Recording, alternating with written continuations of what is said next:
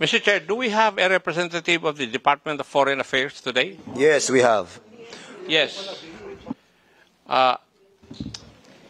Yes, thank you, Mr. Chair. I'm sorry, I was not, the DFA was not asked to produce statistics. No, I'm not asking that you would produce that, ma'am. I will be asking you some questions. All right.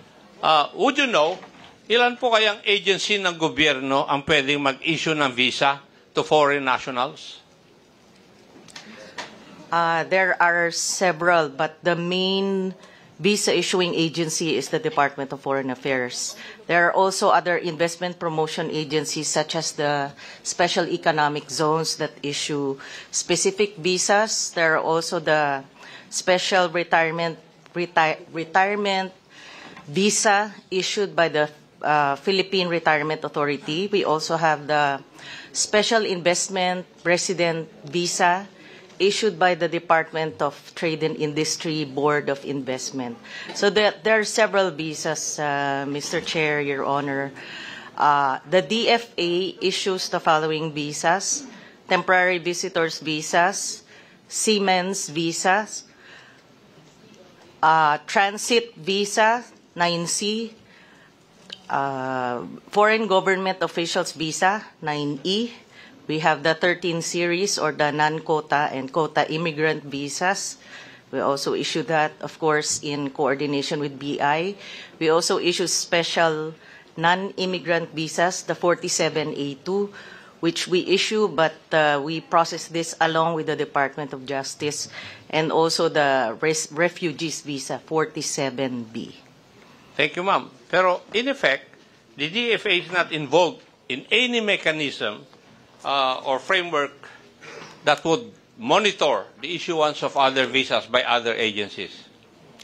As far as monitoring of the visa issuances of other agencies, we are not involved.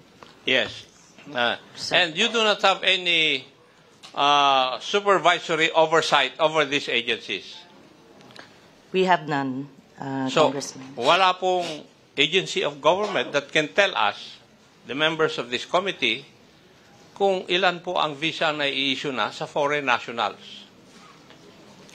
Kasi walang agency na nagre-regulate dito eh. Kanya-kanya. Opo, kanya-kanya po. For example, in our case, we have our own reporting coming from our foreign service posts abroad. Nagre-report po sa amin, and then of course, yeah. If it's required, for reportorial requirements, we submit. Kaya kami nagkakaproblema dun sa mga hearings namin, madam, dahil walang makasagot eh sa aming mga katanungan, especially din sa bakit isang alien or foreign national would have two passports. One China, one Filipino. Pag nagtatransact sila ng business dito, yung Filipino passport ang ginagamit. Pag nagbibiyahe, yung Chinese passport ang ginagamit. Kaya hindi namin matrace eh. Kaya nagkakaroon kami ng problema. Why? Because yung executive, walang sistema kung paano mailagay sa isang database ito. Can you not see the problem, madam? Actually, Mr. Chair, Your Honor, right now we're working towards, we know that we should work towards having database sharing agreements. So we're working towards that end.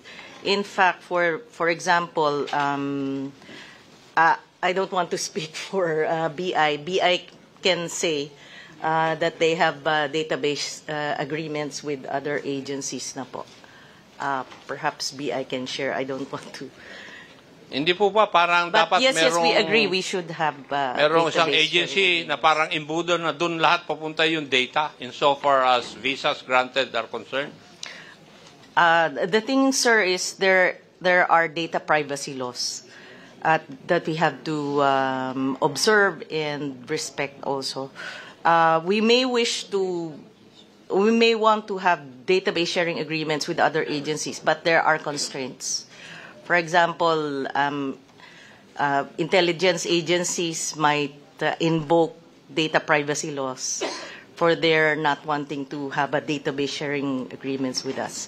May mga ganun pong constraints, Congressman. I cannot see, for example, that the number of visas issued by the economic zones would be reported, for example, to DFA. Is there a violation of the Data Privacy Act there? Yun lang po ang hinihiling namin eh. Opo. As of now, DFA has no oversight. Kaya nga, yun wala lang po nagiging kaming problema, madam eh. Opo. Di ba? Over the special Pero economic zone. ini-invoke mo kasi yung Data Privacy Act. Para bang naglalagay po kayo kaagad ng obstacle para magkaroon ng database lahat ng visa issued by the Philippine government. Congressman, may I clarify? It's not the DFA that says because of the data. It's other Example ko lang po yun. agencies that... Example ko lang ngayon. Kasi ngayon, wala nga eh. Di ba? Ang hinihiling namin, hindi ba pwedeng mayroong isang agency na lahat ng visa issued should be posted there? Is there a violation of the Data Privacy Act there?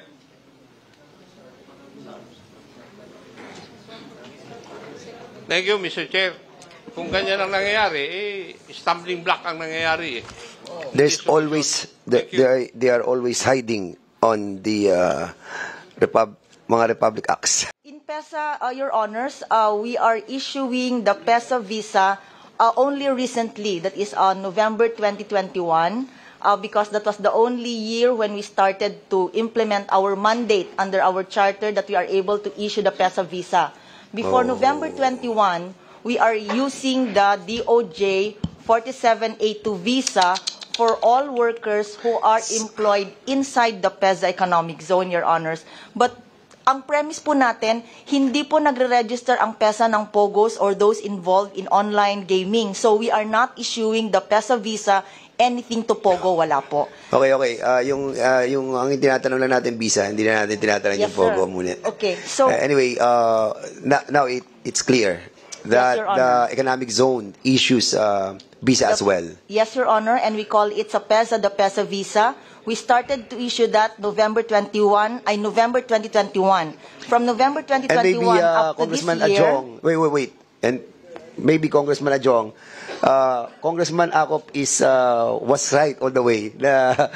We should have let the other economic zone to stay for us to ask the visa issuing release power. coming from their economic zone. Yes, Your Honor. So sa inyo, you're starting to release visa already. Yes, Your Honor, we call it the PESA visa. We started November 2021, and up to this year, we have already issued this number, Your Honor. Since November 2021, when PESA started issuing the PESA visa up to 31 May 2024, PESA has already issued 17,420 Wow. PESA visas. Ito po yung top Wow. expats po natin. So, okay ma'am, 35%. doon muna tayo. Ay, okay. So Thank you you, have sir. released already 17,000. Since when? Since November 2021, Your Honor, up to May November 31. 2021, you already issued 17,000 Yes, Your visas. And we are only talking about PESA. Yes, Your Honor. And we haven't talked yet about the CESA and the APAB and also the Bataan economic zone. Correct? Mr. Chair, I think I was alluded to earlier. Mr. Chair, we in fact had a conversation with the chairman of AFAB and Manong Romeo. Yes, And I the question understand, was under his I'm not speaking for the AFAB po. I'm just sharing the information to this committee. Yeah, okay. That he never, and when he assumed office, there was no request or any grant of a visa during his but they can grant visas, but under But his they watch haven't po. issued They any haven't visa yet issued pa. Oo. sa APAB. Yes. Okay, we'll be asking also the CESA and the... So again, I'm not The Bataan. I'm not representing APAB No, here. no, I'm we just sharing understand, to you the information that I had with the. Mr. Chair, Of course, Thank you. Congressman Adjong. Mr. Chair, Yes, Congressman Acop. these are the following agencies of government which can issue visa. The Department of Trade and Industry, its Board of Investment, the APECO, or the Aurora Pacific Economic and Freeport Authority, the Philippine Economic Zone Authority, the Clark Development Corporation, CDC.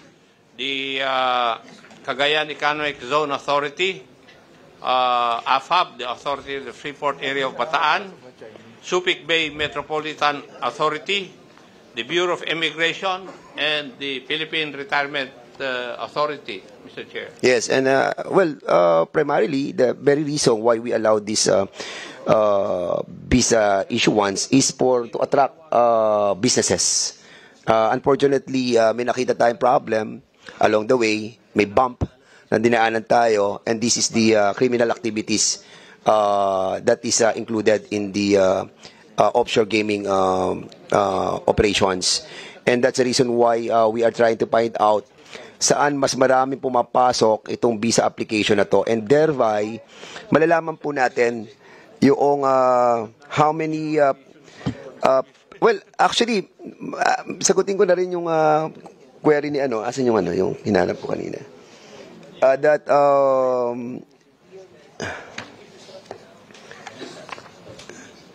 eto, andito na po yung mga statistics natin for tourist visa extensions. Makikita mo rito kung sino yung pinakamaraming mga nag-apply at yung sa mga nanggaling po sa iba't ibang economic zone. Basically, pag tinignan natin yung statistic data of paid tourist visa extensions on foreign nationals, talagang nagna-number 1 lagi yung China. Lahat dito, and even extension, and also yung mga deported foreign nationals, and ang dami pero they're always number 1. Even the blacklisted foreign nationals nandito sa mga data. I think the members have the copy of this as well. Okay, so we'll be proceeding to the next interpolator. Mr. Chair. Your interjection. So Congressman Pabante, you are now recognized. Lest we forget, Mr. Chair, that we would like to find out if General Karamat actually lied. No, the video should be presented that he lied. We'd like to find out if he told the truth and before he lied. Lest we forget, because we were discussing that a moment ago. Oo, kung nagsinungaling si General Karamat. Yeah. Baka makalimutan natin. We'd like to find out. Have you? Because we're not going to allow in this committee that anybody would lie to us. Sige, I haven't seen the video yet, but sige, in a bit, we'll be asking for that, the video back, anong tawag dito? Playback of that video. Anyway, Congressman, Chairman Acop, you are now recognized. Chairman Paduano, you are now recognized. And then, Congressman, Chairman Ace Barbers. Nawawala na minsan yung chairman natin kung ano. Anyway, Mr. Chairman, before I proceed with my interpellation to some resource persons, let me manifest, Mr. Chairman, that the problem with regards to visa issuance was already tackled also in the different committee hearings in my committee. And the committee, magpapalabas po kami, no, sa committee report, how to deal with it, no? Kasi kailangan na nating ayusin yon. For example, BID.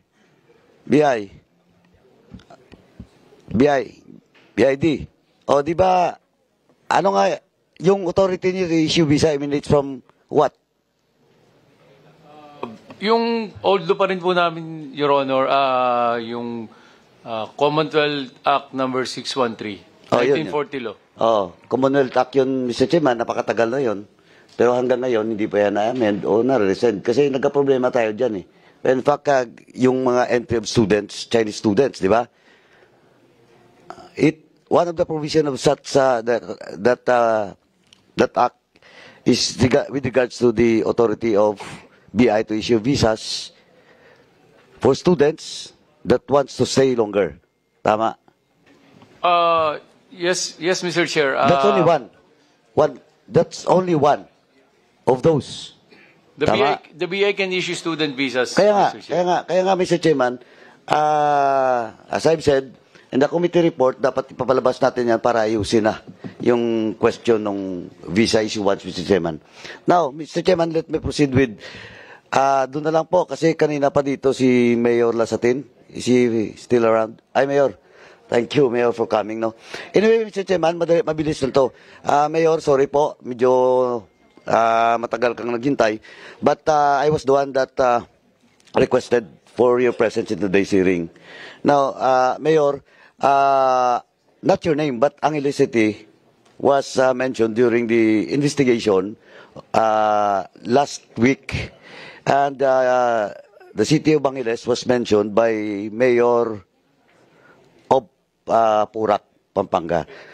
Kapil pala, which is absent today. And Mr. Chairman, before I forgot, let me again, it's not correct that the excuse letter of Mayor Kapil is all about the annual festa. It's not the annual festa of ano baka preparation yon. So in the next hearing, he must be present and he must explain why should that be cited in contempt. Now, Mayor, kasi ang property daw doon is some portion of that property going inside that Pogo place is for Angeles. But most of the roads now going inside the Pogo is Purak. Do you confirm this?